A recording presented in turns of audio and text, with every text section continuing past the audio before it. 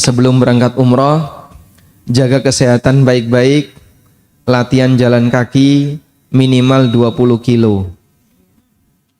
Sanggup boten? Boten sanggup? Siap enggak? Siap. Perjalanan kita lebih dari 20 kilo. Karena pesawat saja 9 jam. Cuman kan Anda duduk ya. Dan nanti ketika sudah sampai di kota Mekah, kita akan banyak melakukan gerakan karena tidak mungkin Bapak Ibu pakai kendaraan dari hotel ke Masjidil Haram, kemudian muter-muter di Masjidil Haram, kita hanya bisa jalan kaki. Maka siapkan fisik masing-masing dengan maksimal agar nanti bisa melaksanakan ibadah ini dengan baik. Di antara jamaah, mohon maaf, yang ini merupakan umroh pertama, angkat tangan. Alhamdulillah, banyak ya yang merupakan umroh pertama. Masya Allah. Alhamdulillah. Berarti sudah pernah lihat Masjidil Haram belum? Sudah. Lewat TV. Hah? Langsung sudah. Ada yang sudah pernah umroh, apalagi sudah pernah haji ya. Barangkali ada yang belum pernah umroh dan belum pernah haji, yang ini merupakan sesi yang pertama. Berarti nanti akan melihat Masjidil Haram secara langsung. Kalau jenengan sekarang baru melihat Masjidil Haram lewat TV atau melalui gambar, itu yang disebut dengan ilmu yakin. Ilmu yakin itu apa? Kita punya keyakinan bahwa di sana ada Masjidil Haram. Nah, besok ilmu yakin ini akan kita tingkatkan jadi hakul yakin. Hakul yakin itu apa, Pak? Kejadian real yang kita alami. Dan kalau sudah hakul yakin, berarti betul-betul real ini ada. Sementara ini kan baru diceritani, nonton TV, atau lihat gambar, tapi pembuktiannya belum dilakukan. Nah, pembuktian itu namanya apa? Hakul yakin. Dalam urusan akhirat juga seperti itu. Dalam urusan akhirat, kita sudah diberitahu oleh Al-Quran dan hadis Nabi SAW. Besok akan ada surga, besok akan ada neraka, melalui kabar dan berita yang disampaikan oleh Rasulullah SAW. Lalu panjenengan yakin, Bapak Ibu semuanya yakin, besok akan ada A, besok akan ada B, ketika di akhir zaman, atau ketika di yaumil akhir.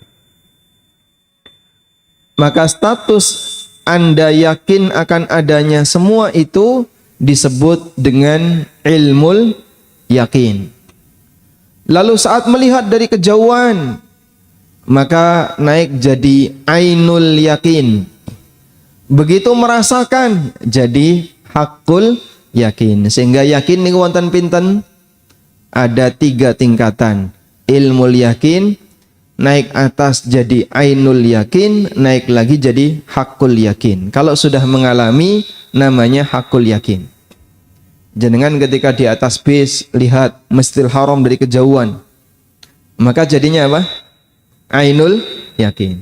Begitu turun ke hotel, lalu setelah itu menuju Masjidil Haram, jadi hakul yakin. Baik.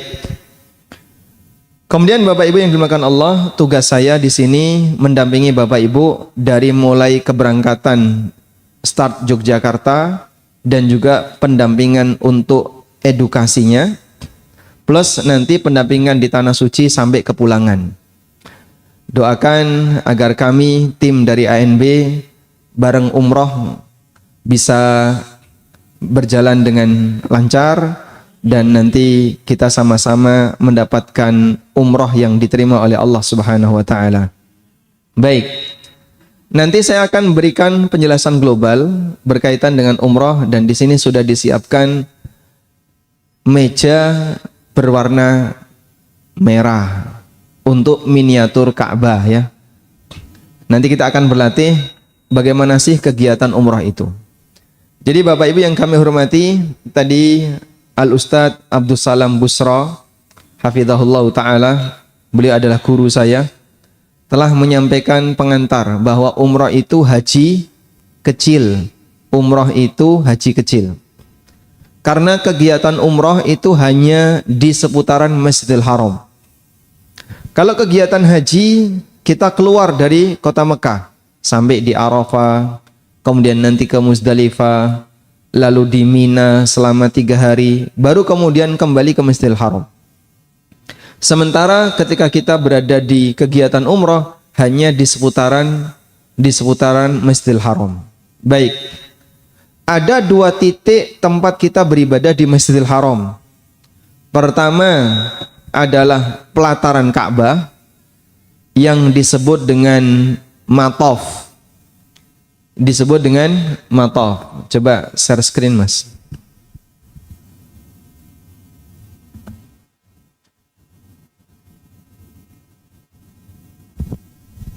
Kita nanti ketika beribadah umroh itu hanya di sekitar Masjidil Haram.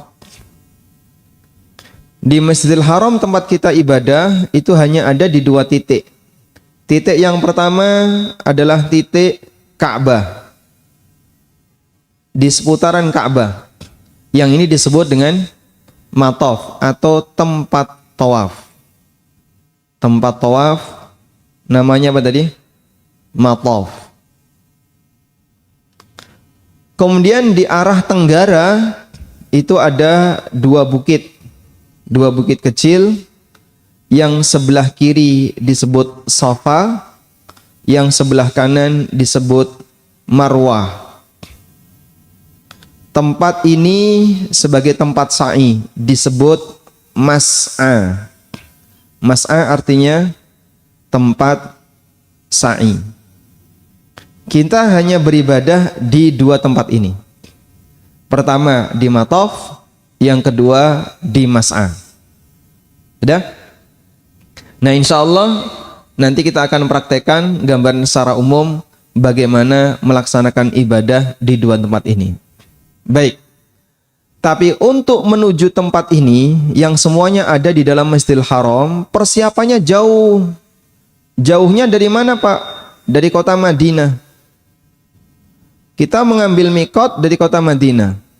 Sebuah titik mikot yang sering disebut dengan Dzul Hulaifah, atau istilah lainnya Bir Ali atau Abyar Ali. Nama resmi yang disebutkan dalam dalil Dzul Hulaifah yang ma'ruf di tengah masyarakat dengan sebutan Bir Ali. Perjalanan dari Madinah menuju Masjidil Haram ke titik kita melakukan ibadah, di situ menempuh jarak kurang lebih 11 marhalah atau 450 km. Jalan kaki. Di atas bis. Jalan kakinya di atas bis dan kereta. Baik. Berapa jam, Pak, kira-kira ini, Pak? Kalau pakai bis ditempuh kurang lebih 5 jam. Kalau pakai kereta kurang lebih 2,5 jam atau bahkan nggak sampai ya. Dan sebagian di antara jamaah ada yang pakai bis, sebagian ada yang pakai kereta. Tayyib. Persiapan kita jauh, ibadah kita cuman di 2 titik ini, Ka'bah dan Matof. Sudah? Maka kita nanti akan belajar secara umum bagaimana cara umroh secara global. Bapak Ibu yang kami hormati, suaranya tadi hilang, mungkin dibesarkan dikit. Bagaimana cara beribadah umroh secara global? Pertama, ada yang wireless, mikrofon wireless ada?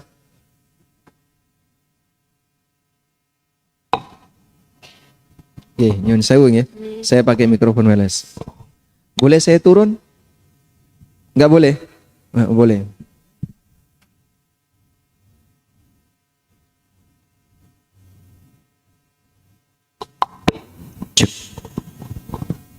Baik. Berkaitan dengan masalah pakaian. Pakaian bagi mereka yang sedang ihram. Ihram itu apa, Pak? Kondisi di mana orang harus melakukannya sebelum ibadah haji dan umroh. Jadi ihram itu adalah kondisi yang harus dipersiapkan seseorang ketika dia mau ibadah haji dan umroh. Bagi laki-laki, pakaian ihram prinsipnya tidak boleh menggunakan pakaian yang membentuk badan. Maka tidak boleh pakai kaos, tidak boleh pakai baju, apalagi nggawa katok seperti yang tadi diceritakan Ustadz Salam, walaupun nggak kelihatan. Termasuk nyuwun sewu menggunakan celana dalam tidak berjahit. Ada ya celana dalam yang tidak berjahit, sekali pakai langsung buang. Itu boleh nggak Pak dipakai? Jawabannya nggak boleh. Pokoknya semua pakaian yang membentuk lekuk badan tidak boleh digunakan oleh lelaki. Sedangkan untuk ibu-ibu pakaiannya yang penting menutup aurat. Dan alhamdulillah nanti kita akan sediakan bagi ibu-ibu mukna. Yang mukna itu mukna yang menutup aurat. Jenengan boleh pakai pakaian apapun, yang penting ya, yang tidak boleh dilanggar adalah satu, tidak boleh pakai sarung tangan. Yang kedua, tidak boleh menggunakan niqab. Niqab itu apa? Pakai cadar yang hanya kelihatan matanya saja. Baik, sementara untuk yang laki-laki kita sediakan 2 helai pakaian yang disebut dengan kain apa ini? Kain kafan. Kain kafan atau kain ihram? Kain ihram. Baik. Dalam penggunaan kain ihram, yang satu dipakai di bawah, yang satu dipakai di atas. Yang di bawah namanya izar. Izar. Ya. Izar, alif, za, saudaranya ro, alif, ro, izar. Yang satu dipakai di atas namanya rida. Ro, dal, alif, hamzah. Sudah? Kalau untuk rida cukup gampang. Yang penting semampir ning dhuwur pundak beres. Ngoten nggih? Yang penting dia menutupi pundak beres. Sedangkan untuk izar, maka di situ ada beberapa teori bagaimana cara memakai izar agar tidak gampang melotrok. Dan banyak orang yang kadang salah sampai ketika dia nyuwun sewu naik bis dan seterusnya kelihatan auratnya. Sehingga perlu untuk berlatih bagaimana cara memakai kain ihram terutama bawahan. Jenengan ngagem sabuk mboten? Ngagem sabuk. Baik, nanti bagi yang belum terbiasa silahkan gunakan sabuk. Sekarang kita akan berlatih memakai izar terlebih dahulu. Lebar kain ihram semuanya sama Pak. Jadi tidak ada size L, XL, 5XL itu tidak ada ya. Adanya semuanya seperti ini. Saya nggak tahu ukurannya berapa. Yang jelas semua jamaah diberi kain ihram dengan ukuran yang sama.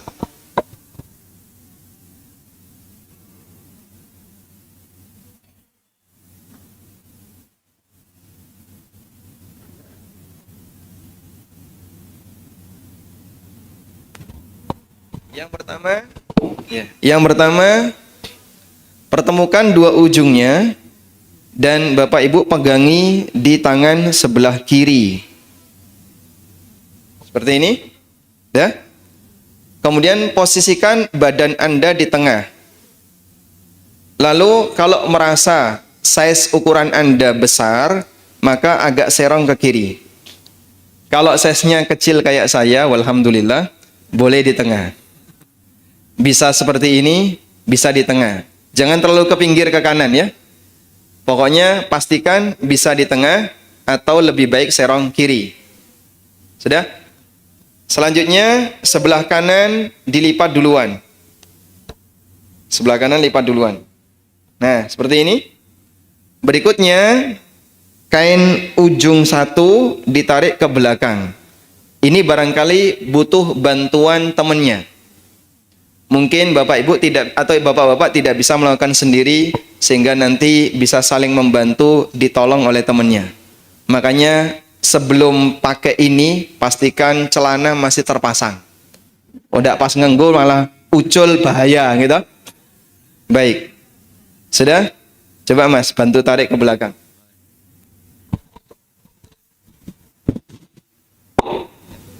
Nah, dibantu. Tarik, yang kencang. Baik. Sudah? Selanjutnya kita masih pegangi yang satunya ya. Kita tutupkan ke depan. Terus jenengan gulung. Ini pasti akan ada. Nah, sisa itu untuk pegangan. Nanti istrinya biar gandoli dari belakang. Barangkali butuh gandengan ketika tawaf. Jadi bagian belakang ini untuk gandolan koncone. Sudah? Selanjutnya digulung. Pastikan ketika menggulung di atas mata kaki. Agar tidak isbal. Ini di atas mata kaki. Nah, jenengan naik aman ya. Jenengan naik. Insya Allah kalau seperti ini mau dipakai naik bis aman, tidak akan kelihatan karena kita punya tekuan ini. Kita punya tekuan ini sehingga ketika dipakai naik aman. Baik, insya Allah bisa. Nanti silahkan dipraktekkan bagi yang sudah membawa kain ihram dan yang menggunakan kain ihram umroh bareng ANB itu kan ada tepian warna biru ya. Jenengan taruh di bagian bawah agar sebagai identitas. Sudah. Selanjutnya kain yang kedua, namanya apa tadi? Kalau ditaruh di atas, namanya rida. Untuk kain rida cukup Anda tutupkan di pundak. Caranya biar tidak gampang lepas, yang sebelah kiri disilangkan ke kanan, jenengan ikut gulung. Sehingga ini tidak akan mudah lepas karena ikut gulungan. Sebelah kanan biarkan begini ya.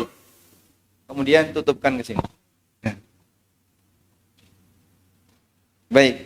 Nanti jadinya Bapak Ibu gerakannya seperti ini. Bapak-bapak ya. Gerakannya jadi seperti ini. Sudah? Anda pakai lari, jenengan bawa tas, insya Allah aman. Baik. Sampai di sini Bapak-bapak ada yang mau disampaikan? Silakan.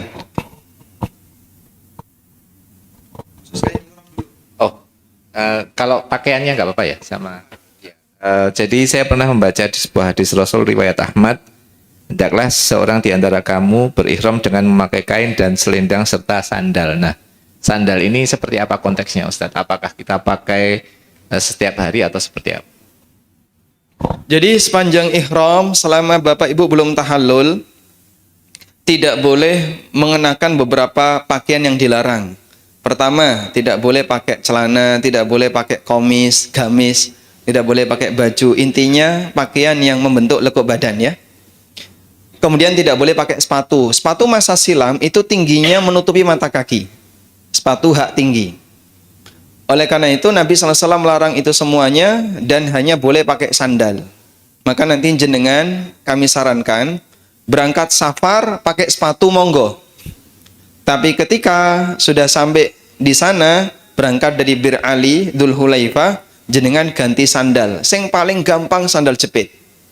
Sebab nanti kita akan jalan jauh muter-muter, itu kalau bawa sandal terlalu gede, jenengan lebokno tas jadi beban. Maka paling ringan bawa apa? Sandal jepit. Anda beli sandal jepit sing paling ringan. Torne hilang orang nangis karena murah, apalagi di sana rawan hilang sandal kalau tidak dijaga. Sudah? Sehingga jenengan gunakan sandal dalam rangka untuk memudahkan ketika melakukan gerakan dan jalan kaki yang panjang itu pakai sandal jepit. Begitu? Selanjutnya ada lagi? Ya.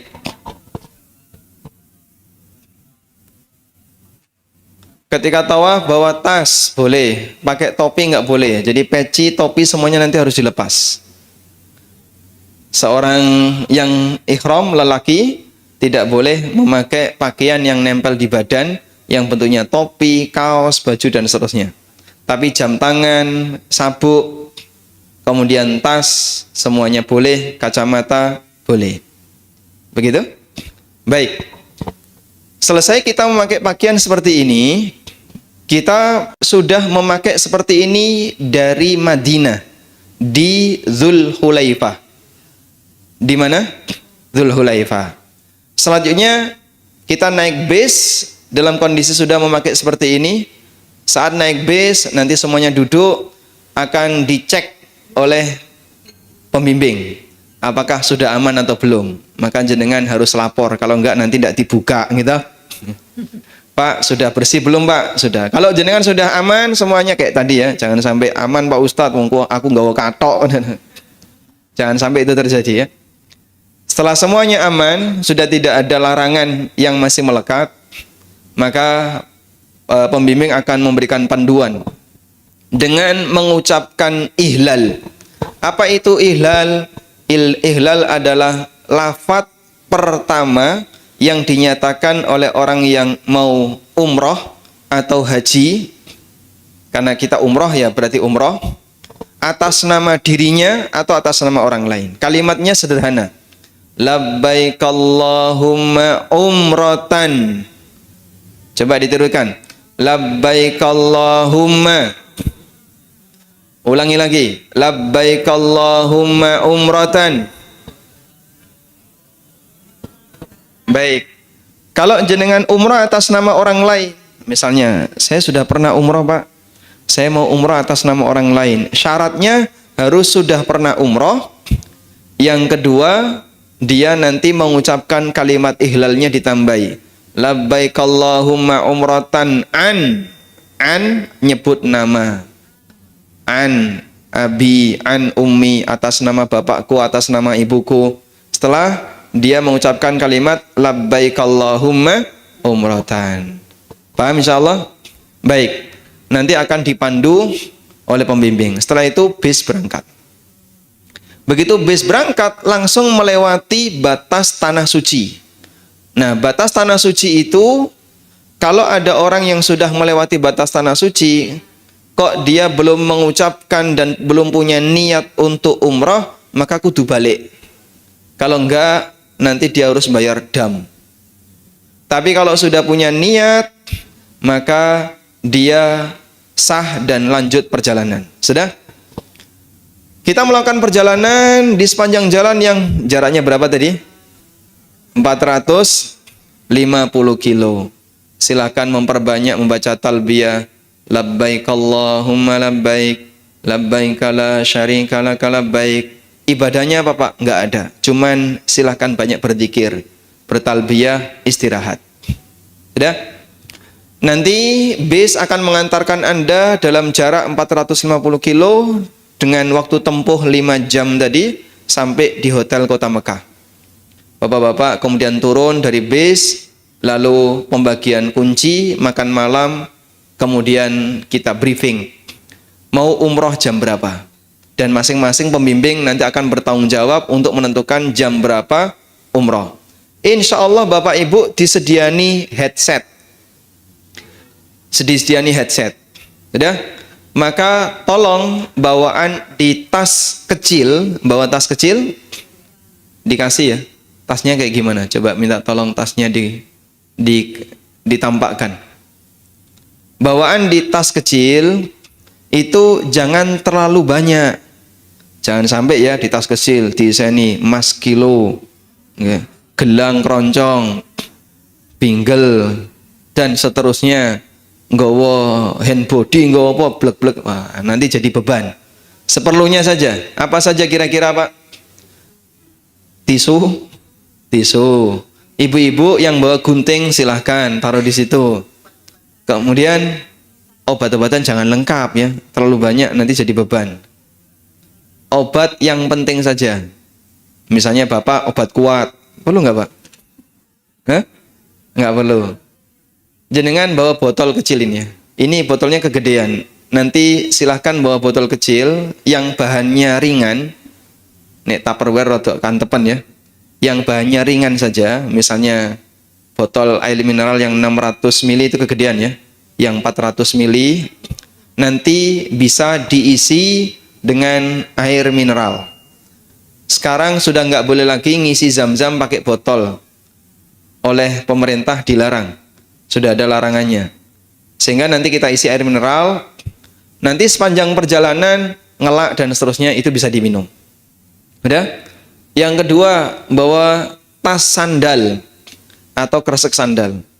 Begitu masuk masjid, sandal jenengan lepas, masukkan di dalam tas.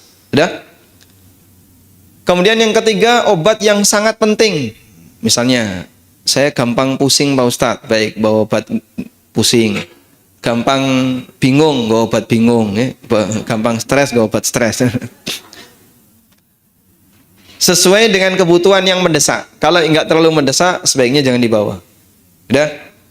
Selanjutnya, setelah kita membawa perlengkapan, kalau kacamata nggak perlu ya, karena perjalanan malam, kita kan nanti umrohnya malam. Itu nggak perlu pakai kacamata, nggak perlu bawa kompas. Saya bawa kompas Pak Ustadz, ngapain? Nah, untuk penunjuk arah kiblat. Oh, ini ngarepe sampean ki Ka'bah kok pakai kompas. Yang nggak penting-penting jangan dibawa. Sudah? Selanjutnya kita berangkat. Nah, saat kita berangkat, kita nanti akan mendekat di Ka'bah. Ka'bah Bapak Ibu punya berapa sudut? Ada berapa sudut? 4. Nyun sewu Mas, ini dulu. Dikosongkan dulu. Saya cuman butuh ini saja. 1, 2. Nah. Baik. Jangan lupa pakai syal. Syal ini fungsinya sebagai tanda pengenal. Jadi dari kejauhan nanti kan kelihatan warna kuning seperti ini, oh berarti rombongan kita. Sudah?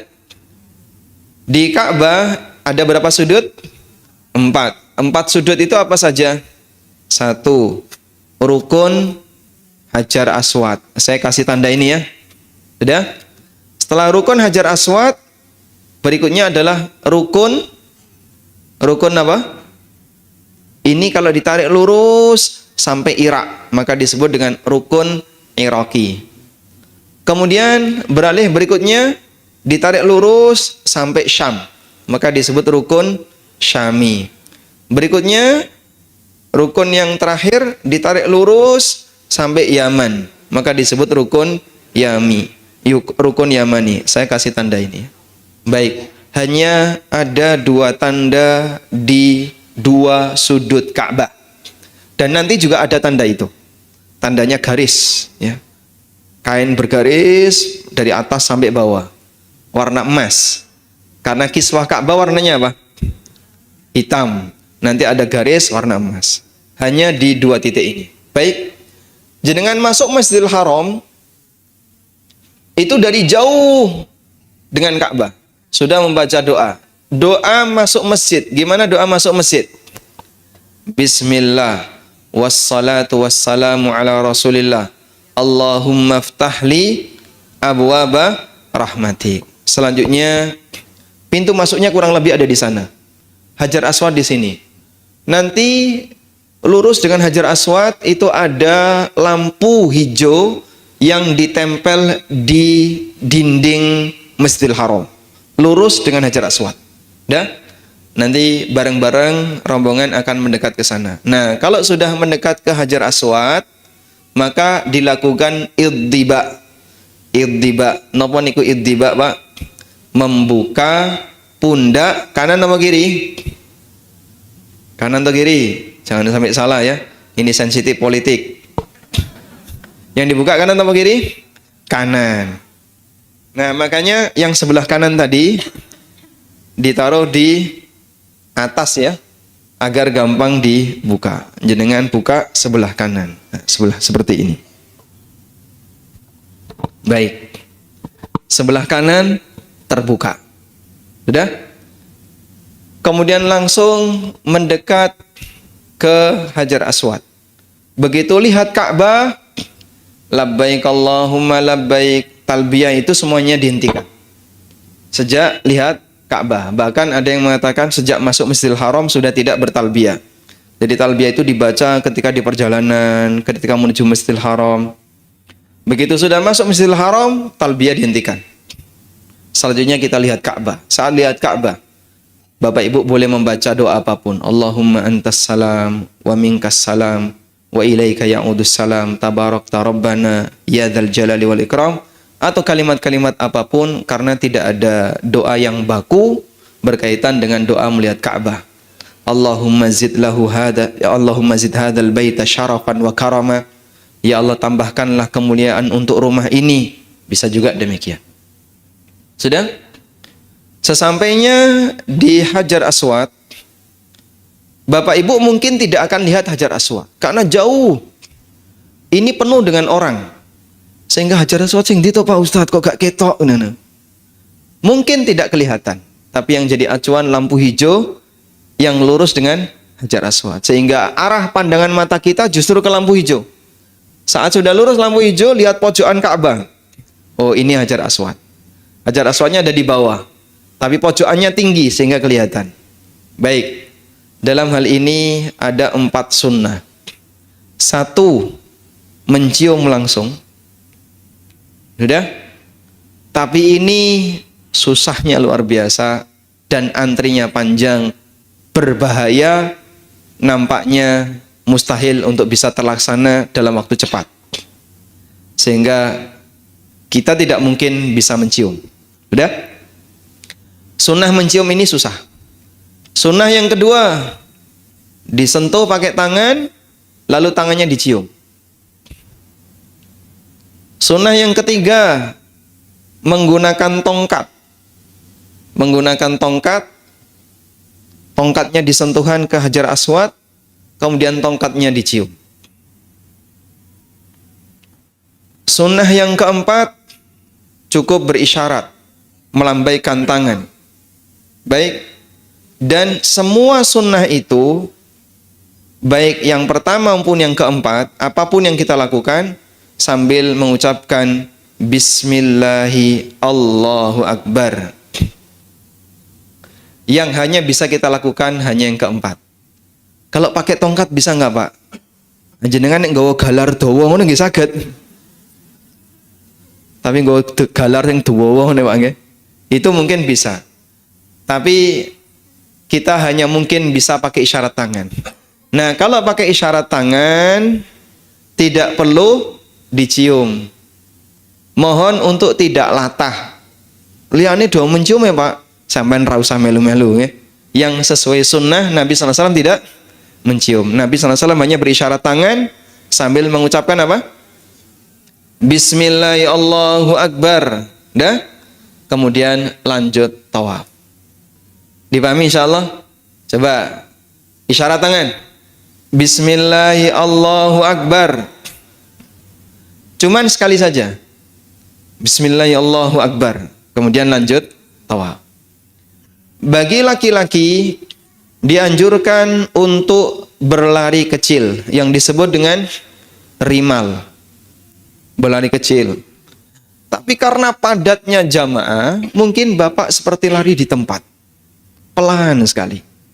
Sedangkan ibu-ibu jalan santai saja. Tidak perlu ikut-ikutan lari ya. Nanti tidak jenengan balap bapaknya. Maka jenengan cukup jalan santai dan tidak perlu berlari. Sedangkan yang bapak-bapak berlari kecil. Dan ini bagi yang belum biasa lari Pak, berat.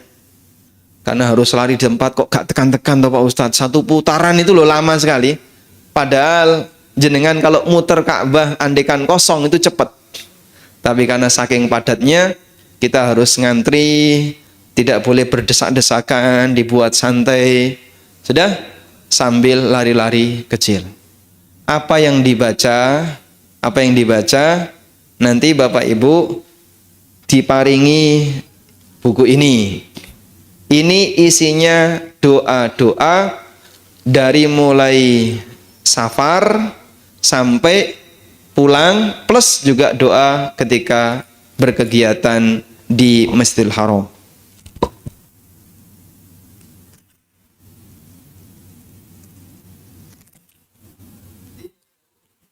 Mohon maaf, doa ini nanti dikalungkan ya. Jenengan bisa kalungkan.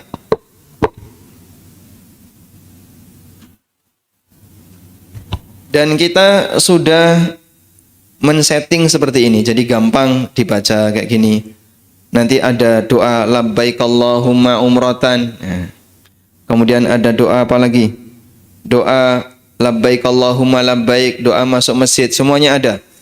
Termasuk juga doa ketika di Safa dan Marwah. Lalu doa sehari-hari yang kita butuhkan. Misalnya minta kepada Allah agar amal diterima, doa ampunan untuk dari segala kelalaian dan seterusnya. Nah, niki jenengan saged baca sepanjang mengitari Ka'bah, sepanjang tawaf. Jadi nanti sambil tar itu sambil begini. Rampung ganti dongo wali'e, rampung ganti meneh dan begitu seterusnya. Jangan sampai hilang ya. Napa mulai niki nggo kipas-kipas turu sampai lingsut kabeh. Sehingga jaga baik-baik. Sedaya sampun gadah nika? Ada? Baik, tolong dirawat baik-baik ya. Ini kok nggak boleh dijual Ibu. Ini nanti untuk bekal selama di perjalanan. Jadi jangan sampai hilang, jangan sampai ketekuk. Jenengan jaga baik-baik agar nanti ketika berdoa punya panduan. Baik. Dan nanti pembimbing juga sambil berdoa, beliau membawa mikrofon, Bapak Ibu bawa headset, bisa mendengar doanya pembimbing. Sambil mendengarkan doa pembimbing, sambil membaca ini, semoga bisa semakin meresapi, sehingga doa-doa itu menjadi doa yang mustajab.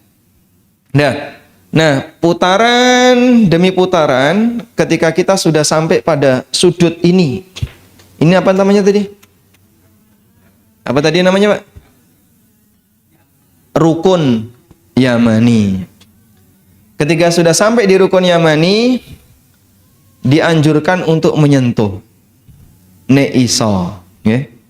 Dulu saya pernah bisa, belakangan nggak bisa, saking padatnya orang. Sehingga di rukun Yamani ini, apa yang bisa kita lakukan? Kita tidak bisa ngapa-ngapain karena nggak bisa nyentuh. Perlu nggak Pak diganti isyarat? Nggak perlu, karena yang isyarat hanya di Hajar Aswad. Kalau rukun Yamani tidak perlu isyarat. Tapi ketika sudah mencapai titik rukun Yamani, perjalanan dari rukun Yamani ke Hajar Aswad, kita membaca doa Rabbana atina fid dunya hasanah wa fil akhirati hasanah wa qina adzabannar. Satu doa kok belum tekan Hajar Aswad, ulangi lagi. Rabbana atina fid dunya hasanah wa fil akhirati hasanah wa qina adzabannar. Belum sampai Hajar Aswad, ulangi lagi. Terus seperti itu sampai tiba di Hajar Aswad, bismillah ya Allahu Akbar, kemudian lari-lari lagi. Membaca doa yang sama seperti tadi boleh. Terus seperti itu. Udah? Sampai tiba di mana? Tiba di rukun Yamani. Rabbana atina fid dunya hasanah wa fil akhirati hasanah wa qina adzabannar. Terus sampai di Hajar Aswad. Bismillah ya Allahu Akbar, muter lagi. Berapa kali? Berapa kali? 7 kali. Nah, biasanya 7 kali itu kalau terlalu fokus kadang sampai lupa. Iki wis piro to Pak Ustadz mau? 5 apa 6? Sing siji ngomong 5, siji ngomong 6, baru 4 Pak Ustadz. Terjadi khilaf di antara jamaah. Ada sebagian jamaah yang kadang bawa karet.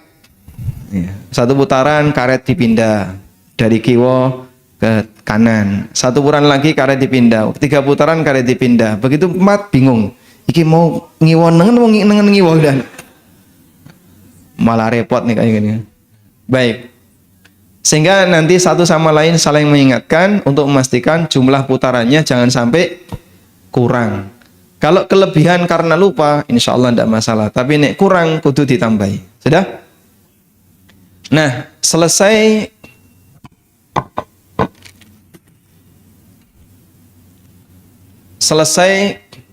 Bapak Ibu melakukan tawaf, itu ujungnya ada di mana? Ujungnya ada di mana? Selesainya di Hajar Aswad. Begitu putaran yang ke-7 selesai di Hajar Aswad. Nanti di sini sebenarnya ada tempat namanya Maqam Ibrahim, nggak kelihatan ya.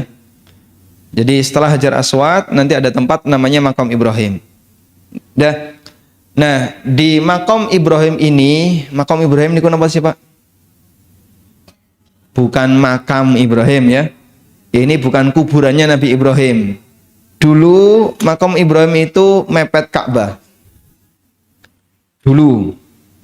Ini adalah batu yang digunakan oleh Ibrahim sebagai pijakan ketika meninggikan Ka'bah. Sudah? Lalu di zaman Nabi SAW, beliau selesai tawaf, kemudian dikembalikan lagi. Begitu sudah selesai ya, putaran yang ketujuh, ini dikembalikan lagi. Seperti tadi, menutupi dua pundak. Lalu beliau mengambil posisi di belakang makam Ibrahim sambil membaca wattakhidhu min maqami Ibrahim musalla. Wattakhidhu min maqami Ibrahim musalla. Ada enggak di sini? Ada. Halaman pinten iki rano halaman ini. Lembar ke 5. Nah, itu ada teks wattakhidhu min maqami Ibrahim musalla. Sudah? Lalu salat di belakang makam Ibrahim, salat 2 rakaat. Rakaat yang pertama baca apa? Baca Al-Fatihah dan Al-Kafirun. Rakaat yang kedua Al-Fatihah dan Al-Ikhlas. Insyaallah pun hafal sedaya. Perlu dites mboten usaha nggih. Sudah? Selesai itu, kemudian silahkan berdoa. Nanti ditunggu oleh pembimbing. Jenengan silahkan berdoa. Jangan sampai kesempatan berdoa ini dipakai untuk selfie. Nah, inilah godaannya selfie. Yang tadi diceritakan oleh Ustaz Abdul Salam, pura-pura nangis. Ada yang berdoa tapi membelakangi kiblat. Nuwun tulung kula difotokno ngene. Nah, kiblatnya ning mburi. Nah, sampean ndonga kok ngingkuri Ka'bah. Nah, di zaman Umar bin Khattab, makam Ibrahim ini ditarik ke belakang. Kurang lebih di jarak 20-an meter. Itu di masa Umar. Sehingga kemudian orang sholatnya tidak terganggu dengan lalu lintasnya orang yang sedang tawaf. Dan besok di belakang ini penuh orang. Sehingga kalau mau nyari sholat, tempat sholat di belakang ini susuan, desak-desakan. Makanya biasanya nyuwun sewu nggih, saya akan mengarahkan jamaah agak jauh di belakang. Cari tempat yang lebih sepi agar jenengan ketika sholat tidak diganggu. Sehingga mungkin tidak persis di belakang makom, bisa di sebelah sini atau di sebelah sana juga bisa. Intinya nanti ikuti saja arahan dari pembimbing agar tidak terlalu berdesakan. Baik. Sampai di sini kita sudah selesai tawaf sampai sholat ya. Ada pertanyaan khusus tentang tawaf saja? Tawaf saja, monggo Pak. Maaf, sejak dari Bil Ali pakai kain ihram ini selama 4 jam banyak di bis. Boleh kemulan apa enggak itu ya? Nutupi kepala apa pakai kaos kaki boleh apa enggak? Maaf, terus kedua, kondisi sebaiknya wudhu apa tidak itu? Dari Bilal itu sampai ke ya selama talbiyah apa baca-baca ayat suci. Kemudian yang tadi yang ditawaf itu kondisi wudhu mungkin begitu ya, wudhu suci. Kalau batal terus undi nanti keluar dari rombongan gimana? Kemudian tadi yang terakhir yang di belakang makam Ibrahim itu lingkarannya apa di belakangnya tadi kok agak jauh ke sana apa malah kelihatannya di depannya kelihatannya begitu ya. Kalau di balik. Ya, demikian, terima kasih. Assalamualaikum warahmatullahi wabarakatuh. Waalaikumsalam warahmatullahi wabarakatuh. Yang pertama, selama kita menggunakan kain ihram ini yang nanti waktunya hanya kurang lebih 10 jam. Dari mulai Bir Ali, perjalanan sampai dari mulai hotel Madinah bahkan ya, sampai perjalanan ke Mekah kurang lebih 5 jam. Nanti Mekah sampai selesai umroh semuanya sampai tahallul kurang lebih juga 5 jam. Jadi total 10 jam pakai seperti ini. itu lebih ringan Pak. Kalau haji pakai seperti ini 3 hari. Jadi gatel-gatelan ya sih, tinggu ya. Sehingga orang ketika haji pakai seperti ini lebih lama. Bahkan sampai kainnya jadi kuning ya. Karena awalnya udah kuning ya. Awalnya putih karena kena bleduk, campur debu dan seterusnya, akhirnya kayaknya berubah. Itu haji. Sehingga umroh itu jauh lebih ringan dibandingkan haji. Mereka yang sudah pernah haji kok umroh terasa ringan. Ya?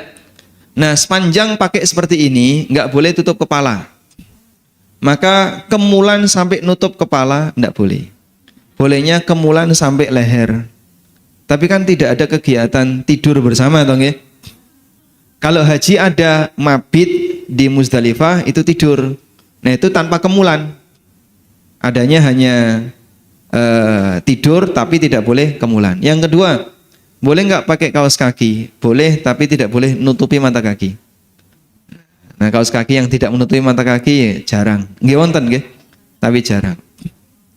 Dan kita sebenarnya nggak perlu sebuah itu karena kegiatan kita pendek. Tapi kalau di hotel gimana Pak? Tidur dulu pakai selimut boleh. Boleh pakai selimut tapi tidak boleh menutupi kepala. Nanti kakinya tertutupi selimut enggak apa-apa. Ya. Baik. Kemudian yang kedua, yang perlu dihindari adalah wewangian. Semua macam wangi-wangian enggak boleh, termasuk nyuwun sewu hand sanitizer. Niku wangi nggih. Terus tisu basah enggak boleh. Apalagi parfum. Tidak boleh. Sabun, cuci tangan, tidak boleh. Maka biasanya godaannya jenengan rampung makan malam, kemudian mau cuci tangan, itu boleh cuci tangan tapi tanpa sabun. Cari sabun yang tidak bau. Godong jeruk. Ini jenengan sangu godong jeruk atau kau omah, golek ning kebon. Bau ya. Itu mungkin bisa, atau godong pelem nggih Pak. Nah niku bisa. Itu tanpa bau. Baunya wangi-wangi daun nggak masalah. Tapi mosok nggawa godong jeruk bareng. Sudah? Jadi hindari yang wangian seperti ini. Kemudian apakah harus berwudu? Yang harus berwudu hanya tawaf saja. Kalau selama keberangkatan dari mulai Dzulhulaifah sampai Mekah sampai selesai, apakah harus selalu menjaga wudu? Boten kuat Pak. Coba 5 jam tidak boleh ngentut, sanggup nggak? Nggak sanggup. Terus gimana Pak? Batal boleh, ke toilet boleh, buang air boleh. Silahkan. Meskipun dianjurkan untuk menjaga wudu, tapi tidak wajib. Nah, yang wajib jaga wudu itu saat tawaf. Jenengan nalikane tawaf tidak boleh ngentut. Kalau selesai tawaf ngentut nggak apa-apa, selesai tawaf ya. Kalau tawaf nggak boleh ngentut. Nek batal nalikane tawaf pripun? Minggir. Nanti di ujung-ujung, di pelataran, di matof tadi, di ujung-ujungnya itu ada galon-galon zam-zam. Jenengan boleh wudu pakai zam-zam. Zam-zam itu boleh diminum, boleh dipakai wudu. Begitu? Nah nanti akan ditemani oleh pembimbing mutawif. Kemudian diantarkan ke galon-galon zam-zam, jenengan ditunggui wudu. Tapi jamaah yang lain nggak boleh nunggoni ditabrak belakangnya, sehingga tetap bergerak. Nah yang ketinggalan tadi tinggal bergabung. Saat bergabung kurangnya berapa ditambahi. Tadi berhenti di mana Pak? Oh tadi pas leren itu di Rukun Yamani. Nah, begitu pedot dari rombongan dari Rukun Yamani, ngambil wudu, balik lagi nanti di Rukun Yamani. Kemudian lanjut, tinggal kurang berapa putaran. Paham insyaallah? Baik. Selanjutnya berkaitan dengan sholat di belakang makam Ibrahim. Ini bukan syarat. Boleh nggak Pak sholat di tempat yang lain? Boleh, bahkan boleh sholat di hotel. Selesai tawaf sholat di hotel ini boleh. Selesai tawaf sholat di semua titik di Masjidil Haram boleh. Makanya kalau tidak memungkinkan di belakang makam, saya carikan tempat di dekat pintu tawaf, di dekat pintu sa'i. Nanti di situ lebih longgar, silahkan sholat. Nah kalau lebih longgar, dongane rodok suwe, tidak dioprak-oprak. Ayo, haji. Aku urung tahu haji. Sampean tetap akan dipanggil haji meskipun belum pernah haji. Begitu? Ada lagi? Baik. Khusus masalah tawaf dulu, Pak ya. Ini terkait ihram, Pak Ustadz. Ya. Kalau kita ada keperluan ke kamar mandi itu boleh dilepas nggak? Kain ihram dilepas boleh nggak? Boleh. Sehingga kalau ngelepas kain ihram berarti kita telanjang misalnya ya. Karena buang air boleh. Mandi boleh, Pak? Boleh. Sehingga orang ngelepas kain ihram mandi tapi nggak boleh pakai sabun. Itu boleh. Haji itu kan lama ya. Haji itu bisa beberapa hari tadi dia pakai kain ihram, itu mandi. Kemudian dan mandinya nggak pakai sabun, ya mau digosok-gosok itu. Sudah? Kemudian nanti dipakai lagi kain ihramnya. Dalam posisi dia nggak bawa pakaian yang lain selain kain ihram. Begitu. Boleh. Nah. Gimana? Kalau mandi bareng buatan angsal, Pak. Ya. Baik bareng teman maupun teman yang lain nggak boleh ya. Deodoran sebelum. Nah, kalau sebelum berangkat boleh. Ya. Jadi sebelum ke Bir Ali, jenengan di Hotel Madinah pakai deodoran boleh. Kemudian berangkat ke Bir Ali. Jadi badan dikasih parfum, deodoran, bedak anti BB dan seterusnya itu dipakai sebelum berangkat ke Zulhulaifah. Sebelum ihram. Sehingga jenengan pakai di hotel berangkat. Sehingga nanti kalau misalnya khawatir bau badan dan seterusnya diatasi sebelum berangkat sudah memakai penangkalnya ya. Cukup? Sikat gigi boleh. Odol niku bukan parfum ya. Tidak ada orang nggak pakai parfum pakai odol, itu nggak ada ya. Meskipun min itu bukan parfum. Sehingga minum teh wangi ketika umroh itu boleh nggak, Pak? Kan wangi tehnya. Nah, itu bukan parfum, itu minuman. Kan nggak no ceritane disiram teh untuk pakai parfum, nggak ada. Menyekap? Baik. Beriwan? Keletian. Minyak kayu putih.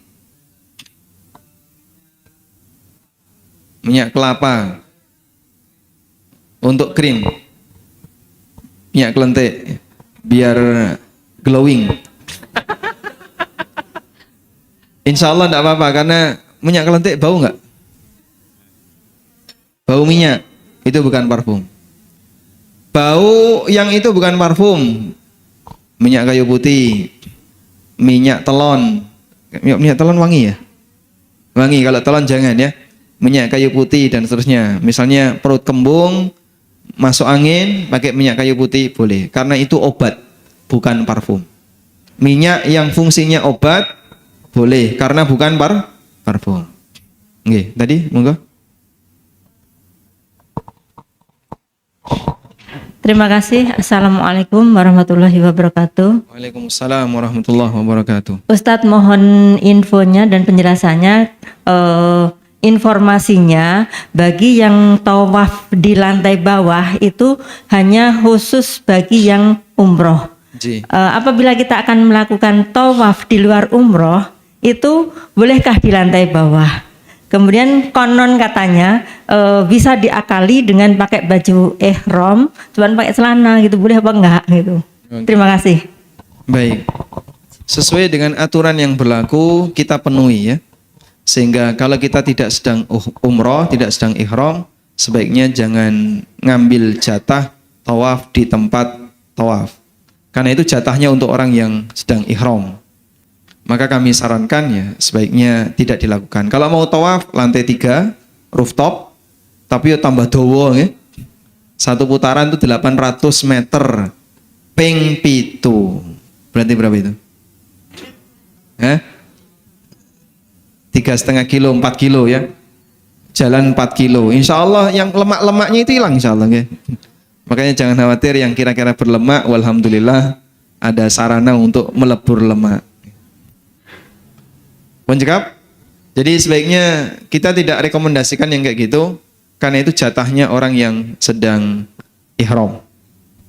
Meskipun diakali kayak gini, terus nganggo katok, kadang ada yang pakai kaos, ada yang sampai ketahuan, ditangkap, ya, suruh keluar. Itu alhamdulillah masih mending. Kalau ketahuan tangkap denda, nah itu yang bisa cukup mahal ya. Sudah? Nah, selesai sholat, lalu setelah sholat ngapain? Setelah sholat 2 rakaat tadi ngapain? Setelah sholat selfie atau apa? Doa, berdoa, udah? Jenengan silakan berdoa, memohon apapun, minta kepada Allah, ya Allah, utangku, ya Allah, utangku, misalnya ya. Jadi mikir utang ke bawah sampai ke Masjidil Haram. Sudah? Selesai itu kemudian kita datang ke galon Zam-Zam. Nanti di sana minum Zam-Zam.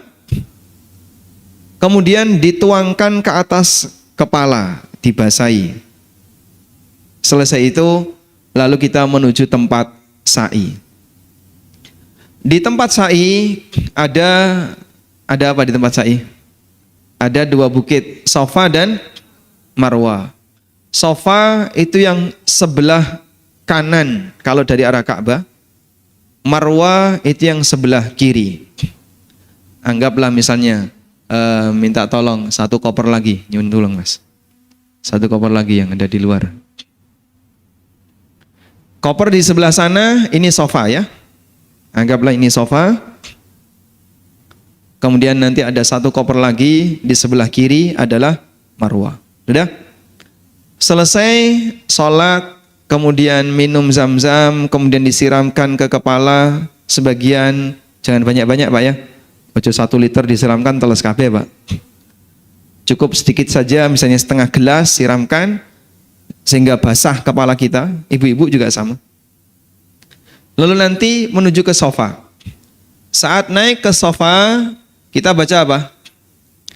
Inna safa wal marwata min sya'airillah faman hajjal baita aw i'tamara fala junaha alaihi ayyatawafa bihima. Ketahuan Pak. Baik, saya ulang. Ke sana lagi. Nah, biar agak jauh. Sudah sampai di situ. Kita baca inna safa wal marwata min sya'airillah abda'u bima bada Allahu bihi. Abda'u bima bada Allahu bihi. Sudah? Kita berada di Bukit Safa. Di Bukit Safa tempatnya terbatas. Kadang oleh petugas langsung disuruh jalan. Maka nanti kami usahakan Bapak Ibu kami tempatkan di posisi yang aman. Cari tempat yang jarang dilewati orang. Ya? Setelah itu kita menghadap ke arah Ka'bah. Menghadap ke arah Ka'bah sambil berdiri. Lalu berdoa. Pertama membaca Allahu Akbar, Allahu Akbar, Allahu Akbar. La ilaha illallah. Coba dibuka doanya. Di sini ada doa ketika di Bukit Safa dan Marwah. Halaman berapa ini?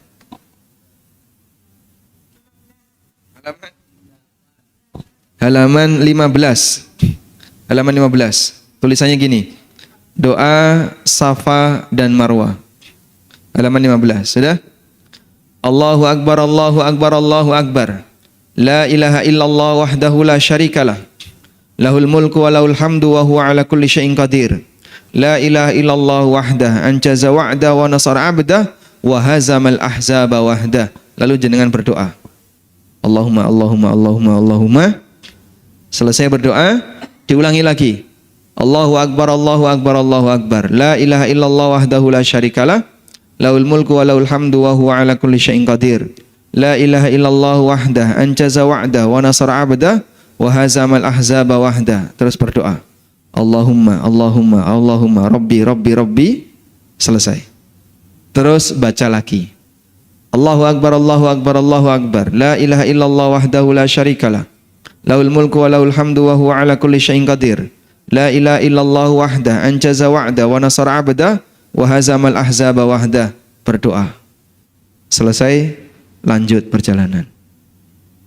Nah, saat Anda lanjut perjalanan, turun dari Safa, nanti jarak sekian meter akan menjumpai wilayah yang di atasnya penuh dengan lampu hijau. Di atasnya penuh dengan lampu hijau. Ini kurang lebih panjangnya 100 meter. Nah, di wilayah ini untuk ibu-ibu tolong minggir. Minggir sebelah kiri. Lalu bapak-bapak lari kenceng.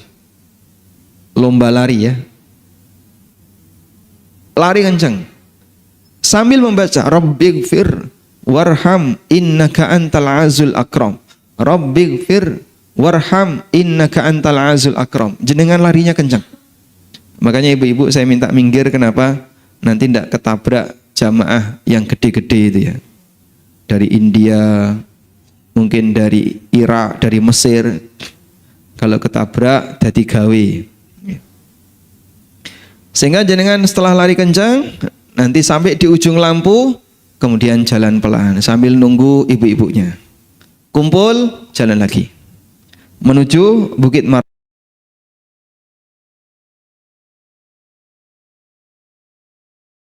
Jalan-jalan. Kalau bisa cari tempat yang sepi, setelah itu menghadap ke arah Ka'bah. Ka'bahnya nggak kelihatan. Di Marwah Ka'bah nggak kelihatan. Dulu di sofa Ka'bah kelihatan, belakangan Ka'bah nggak kelihatan. Maka jenengan lihat arah garis di bawah, itu arah garis kiblat salat. Sehingga jenengan ikuti sesuai dengan arah garis, menghadap ke arah Ka'bah, baca yang sama. Allahu Akbar, coba dibaca. Allahu Akbar, Allahu Akbar, Allahu Akbar. La ilaha illallah wahdahu la syarikalah. Lahul mulku wa lahul hamdu wa huwa ala kulli syai'in qadir. La ilaha illallah wahdah. Anjaza wa'dah wa nasara 'abdah wa hazamal ahzaba wahdah. Terus berdoa. Allahumma, Allahumma, Allahumma. Rabbi, Rabbi, Rabbi. Selesai, baca lagi. Allahu Akbar, Allahu Akbar. 3 kali. Seperti itu ya.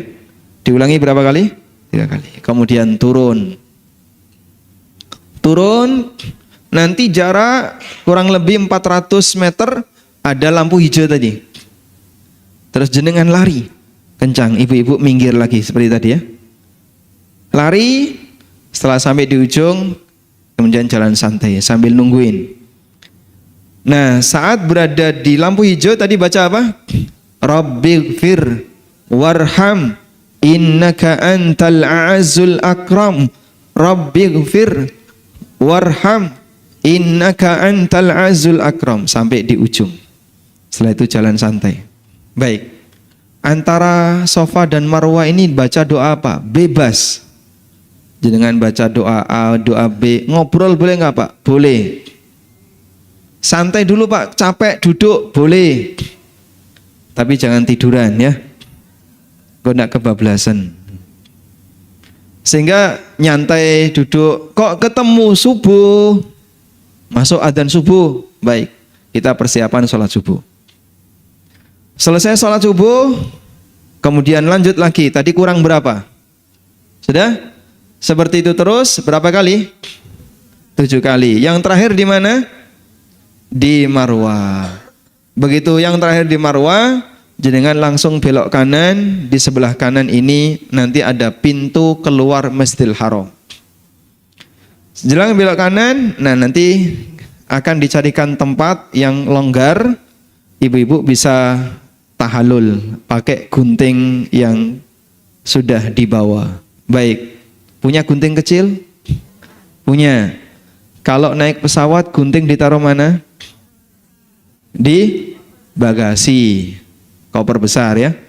Nah, begitu sampai di kota Mekah, nanti gunting itu jangan ditaruh di bagasi lagi. Keluarkan, pindah ke tas kecil. Baik. Nah, nanti fungsinya begitu keluar dari Masjidil Haram, cari tempat yang agak longgar, bisa saling gunting-menggunting. Tapi jangan gunting jilbab ya. Nanti yang ibu-ibu cukup dipotong sepanjang 1 ruas jari. Nanti temennya motong rambut temennya. Terus dikumpulkan dalam plastik, silakan bawa. atau cari tempat sampah yang aman, taruh di situ. Sudah? Maka ibu-ibu sudah selesai tahallul. Bapak-bapak tunggu gundul. Nah, di posisi ini nanti jenengan akan diarahkan ke barbershop, ke tempat cukur. Dan semuanya sudah bayar berapa? 10 real. Kan sudah jadi satu ya. Nanti dari situ Bapak bisa pilih gundul plontos, itu nyebutnya botak. Nah, botak. Kalau botak di gundul plontos. Atau jenengan misalnya cukur rapi, nah, nanti dicukur botak. Waduh. Baik. Selesai itu berarti kegiatan umroh kita selesai. Taqabbalallahu minna wa minkum. Semoga Allah menerima amal kita semuanya.